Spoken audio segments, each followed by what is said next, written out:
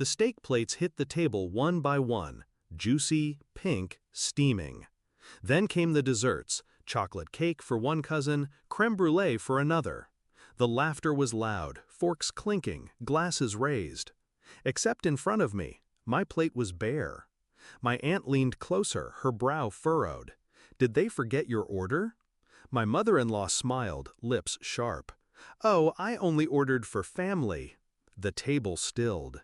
I felt the heat rise in my chest, but I didn't flinch. Instead, I turned to the man beside me, my husband, the one who promised I'd never feel like an outsider. Am I family or not? I asked. His jaw flexed as he chewed his steak. Don't do this, not here. His voice was low, dismissive. And that was it. That was the moment everything shifted. I met him 8 years ago, when I was naive enough to believe love could silence bloodlines. His mother smiled at me back then too, but it wasn't kindness, it was inspection. I saw it in the way her eyes scanned my clothes, my posture, as if calculating my worth like a stock on the market. Still, I tried. I cooked at her holidays, cleaned her dishes, laughed at jokes that stung. I thought if I loved her son enough, she'd open the gates. But small cracks formed quickly. Family photos I wasn't invited to. Vacations booked without mention. My name never added to group texts.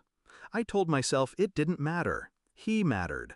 Until nights came when he didn't defend me, when silence became his weapon. And tonight, he let her erase me, openly.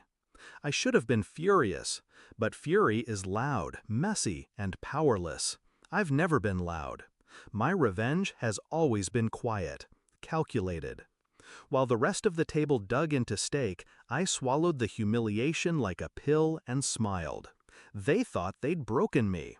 They thought I'd sulk, cry, beg for a scrap of belonging. But I was already planning. The first move was patience. I kept my seat at the table, nodding along, laughing at jokes that weren't funny.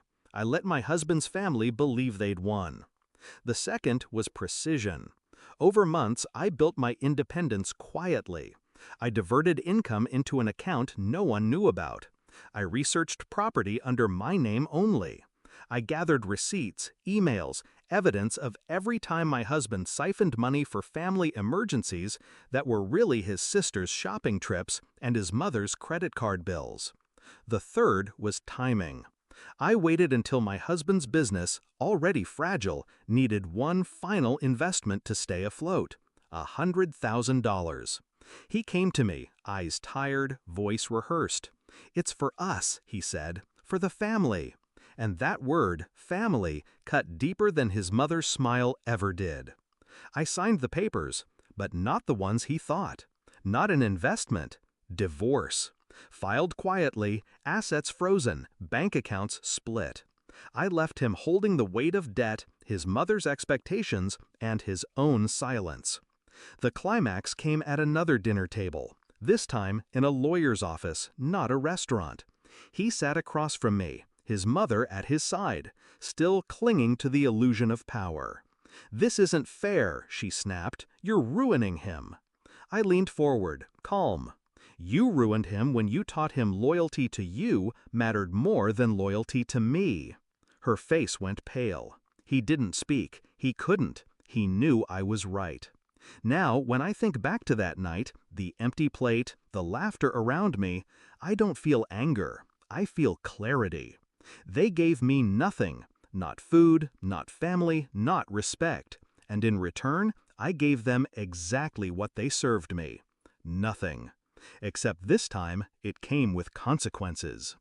They eat their meals together still, but without me. Without the money, the support, the silence I once gave. Their empire of control collapsed the moment I walked away. And me? I eat well. Alone, maybe, but in peace. My table is mine, my food is mine, my name is mine. The truth is simple. I never needed to be their family. I only needed to remind them what happens when you mistake silence for weakness.